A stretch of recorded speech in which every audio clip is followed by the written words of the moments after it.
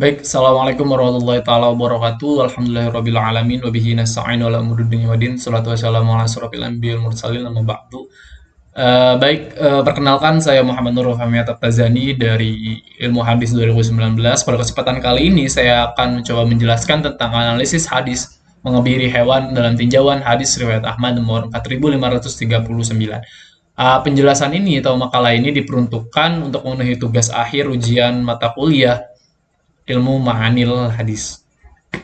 Baik, sebelum beranjak pada pembahasan, saya akan sedikit saja menjelaskan tentang latar belakang dari makalah ini, yaitu term atau istilah khalifah fil art dan yang menjadi atau menempel pada diri kita masing-masing, yang itu menjadi tanggung jawab kita bersama, bahkan pada awal pengutusan atau kehendak ketika Allah yang memutus manusia ke muka bumi sempat menjadi ditanya apa dengan oleh malaikat ragu gitu kira-kira kan. Karena malaikat khawatir, saya khawatir nanti manusia akan merusak bumi dan juga menimbulkan pertumpahan darah. Hal ini dijelaskan dalam Quran surah Al-Baqarah ayat 30. Ini sudah tidak asing lagi surat ini bagi kita. Nah, dari situ saya menyimpulkan atau saya sampai pada kesimpulan bahwa misi kehidupan manusia itu ada tiga di muka bumi ini, yaitu hablum minallah, hablum minannas, hablum minal a'lam. Nah, hablum minallah ini adalah suatu hubungan vertikal antara hamba dan Tuhan. Dalam hal ini yaitu ibadah. Kemudian hablum minannas yaitu bagaimana konsep sosial kita sebagai makhluk hidup bersosial dengan orang lain atau berhubungan dengan sesama gitu. Karena kita tentu membutuhkan orang lain juga gitu. Kita tidak bisa hidup sendiri. Kemudian yang ketiga adalah konsep hablum minal alam, yaitu konsep yang mengatur bagaimana hubungan kita dengan alam semesta ini, alam yang kita tinggali ini. Nah, dari ketiga hal tersebut, ada satu bagian yang luput sekali oleh manusia, yaitu hablum minal alam. Nah, hal ini, asumsi saya ini didasari oleh kerusakan di muka bumi ini, mulai dari tambang yang digali, hutan yang dibakar, kemudian sampah plastik di laut di mana-mana gitu kan, sampai dengan pembabatan hutan. Nah, ini hanya sebagian kecil, kecil dari kerusakan yang dilakukan oleh manusia itu sendiri. Dan ini tadi diprediksikan dalam Quran surah ayat 30, Quran surah Al-Baqarah ayat 30 di atas tadi kan. Nah, kemudian juga alam yang saya maksud di sini tidak hanya berupa sebatas tanah, air, udara, darat, tanah, air, api, udara gitu kan. Lebih dari sekedar itu ada suatu ekosistem yang besar yang di sana hidup hewan, tumbuhan. Nah, dan Nabi sebagai suri teladan kita telah jauh-jauh zaman tuh menyerukan kasih sayang kepada binatang. Salah satu hadis yang menjelaskan tentang hal itu adalah hadis riwayat Abu Daud nomor 400, bisa dibaca sendiri di sini. Nanti juga makalahnya bakal saya upload di Google Drive dan akan saya cantumkan linknya di kolom deskripsi. Nah, kemudian selain itu juga Nabi khususnya disebutkan bahwa Nabi itu penyayang kucing. Nah, ini direkam oleh hadis ini yang artinya adalah telah bercerita kepadaku Abdullah bin Muhammad bin Asma, telah bercerita kepada kami Juwairah bin Asma ya, dari Nafi dari Abdullah bin Umar radhiyallahu anhu bahwa Rasulullah Shallallahu alaihi wasallam bersabda, ada seorang wanita disiksa disebabkan seekor kucing yang dikurungnya hingga mati kelaparan. Lalu wanita itu pun masuk neraka karena dia tidak memberikannya makan dan minum ketika mengurungnya dan tidak melepaskannya sehingga dia dapat menyantap serangka tanah. Nah, kemudian kaitannya apa? Di era saat ini, ya, tren memelihara hewan peliharaan itu telah menjamur di mana-mana. Nah, akibatnya kebutuhan untuk pemeliharaan itu meningkat dan pet shop itu hadir di mana-mana. Kita ketahui di mana sih kota yang tidak ada pet shopnya gitu kan. Nah, salah satu pelayanan yang diberikan pet shop itu adalah sterilisasi atau kebiri. Apa itu? Yaitu suatu proses pemandulan organ reproduksi pada hewan gitu kan. Agar si hewan itu tidak hamil gitu, tidak melahirkan dan lain sebagainya. Nah, pada kesempatan kali ini saya akan menjelaskan tentang larangan mengebiri hewan itu tadi, khususnya yang berkaitan dengan hadis riwayat Ahmad nomor 4539 yang akan coba saya bedah dari sisi sanad dan matanya yang tentu akan bersinggungan dengan naqd as-sanad dan naqdul matan yang akan menjadi poin utama. Beranjak kepada pembahasan yaitu redaksi hadis. Hadis ini memiliki redaksi yaitu hadatsana Waqi hadatsana Abdullah bin Nafi' an abihi an ibni Umar qala naha Rasulullah sallallahu alaihi wasallam an ikhsa'il khayli wal bahaim wa qala ibnu Umar fima na'ul khalqi. Artinya adalah Rasulullah sallallahu alaihi wasallam melarang kebiri kuda dan binatang ternak. Ibnu Umar melanjutkan, sebab itu adalah tempat perkembangbiakan makhluk. Pembahasan kedua yaitu tahrij. Sebelum kepada kita melakukan tahrij ini, saya sedikit menjelaskan bahwa tahrij itu berasal dari kata khoroja, ya berarti keluar. Yang dalam kajian bahasa Arab yaitu sorof, kata khoroja itu bersifat lazim atau tidak membutuhkan maf'ul itu. Tapi ketika fiilnya ditasjid, digandakan menjadi takhrij, itu menjadi muta'adi atau dia otomatis menjadi keluar. Kalau khoroja keluar, sorry, takhrij itu mengeluarkan. Nah, maksudnya adalah takhrij itu proses mencari, mengumpulkan, dan mengolah suatu teks hadis, kemudian diteliti sanad dan matannya gitu. Apakah ada yang melemahkan satu sama lain dari sanad lain atau dari matan lain, dari jalur lain, atau malah saling menguatkan.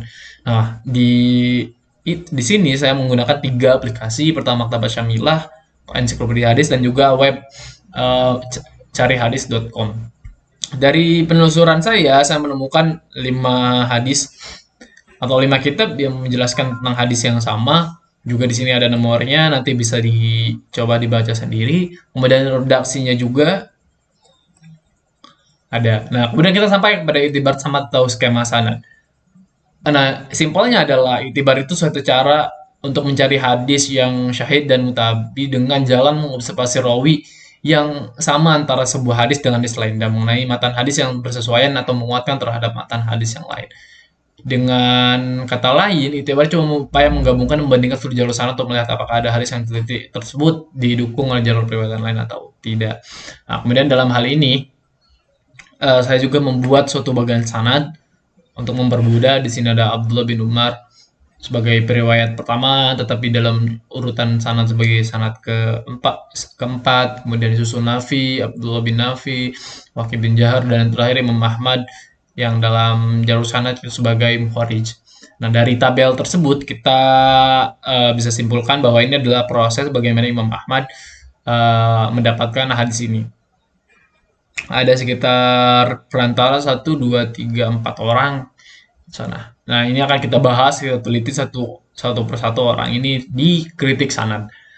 Nah, sebelum berangkat kepada kritik sanad, saya ingin sedikit menjelaskan tentang hadis sahih itu apa. Dalam kitab Subhi al-Sahih, menurut Subhi al-Sahih dalam kitabnya Ulumul Hadis wa Mustalahuhu, kitab atau hadis sahih itu hadis yang sangatnya bersambung, diriwayatkan oleh periwayat yang adil dan lobit, dia bersambung hingga Rasulullah ya tentunya, atau tidak ada syad dan juga ilat. Ada beberapa karakter yang harus dipenuhi. Dengan kata lain, apabila salah satu karakternya atau salah satu syaratnya tidak terpenuhi, maka hadis itu tidak bisa dikatakan suatu hadis yang sahih. Dia bisa saja menjadi doif, gitu. Nah, itu juga yang akan kita bahas karena ini berkaitan dengan tadi salah perawinya. Yang pertama yaitu Abdullah bin Umar. Di kitab Tahzib disebutkan bahwa Abdullah bin Umar itu adalah seorang yang sahabat Nabi, yang tentu dia juga ahli ibadah. Dia sahabat Nabi yang tentu saja tidak diragukan lagi gitu, integritasnya juga kepandaiannya. Bahkan di Ibnu Hatim juga mendukung pendapat tersebut dalam kitab Jarh wa Ta'dil. Kemudian yang kedua yaitu Nafi Maula Ibnu Umar. Nah, dikutip dari kitab Tahdhib Tahdhib, Nafi bin Umar ini juga seorang yang sikoh gitu kan.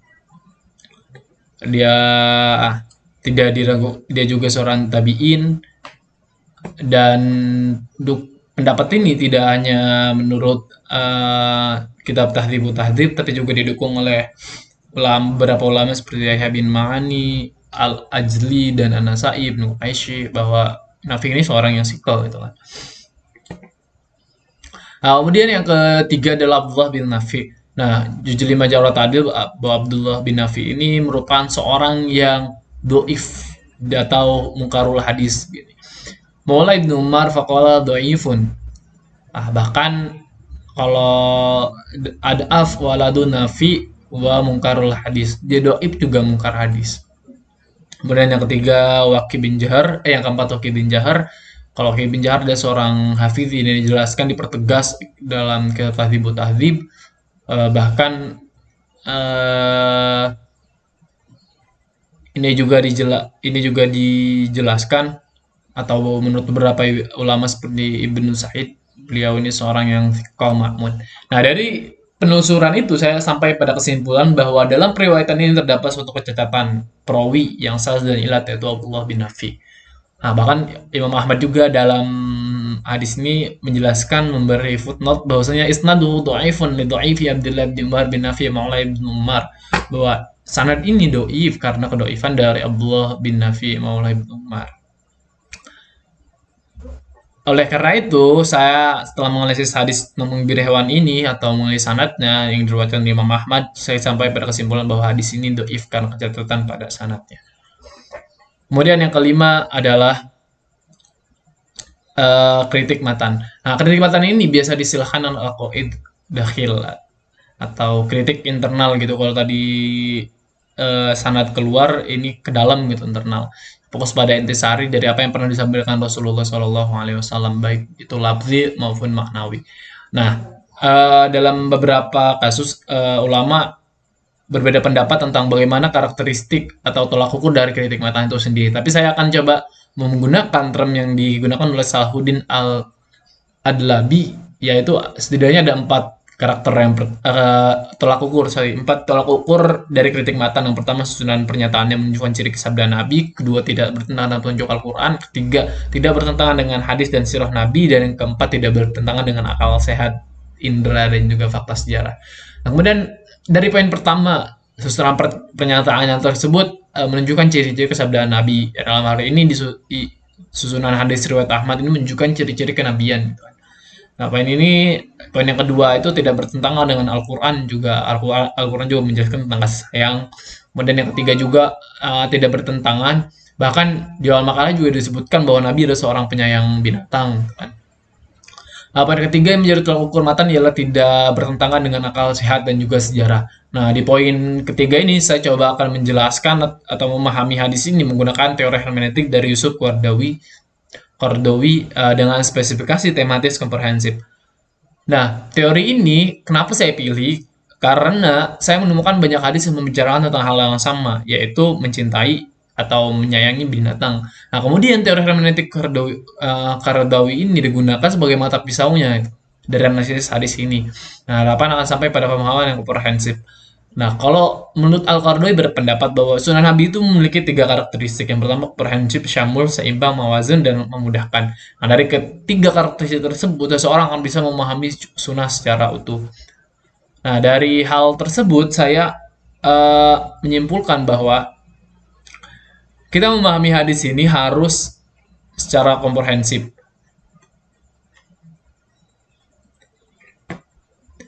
Harus secara komprehensif. Karena dalam segi matan ya dia doif, tapi coba kita lihat bagaimana anjuran Nabi atau bagaimana teks hadis ini berbicara. Itu kalau dari Yusuf Qaradawi ada tiga teks yang harus dijelaskan atau 3 aspek karakteristik, yaitu komprehensif, yaitu menyeluruh.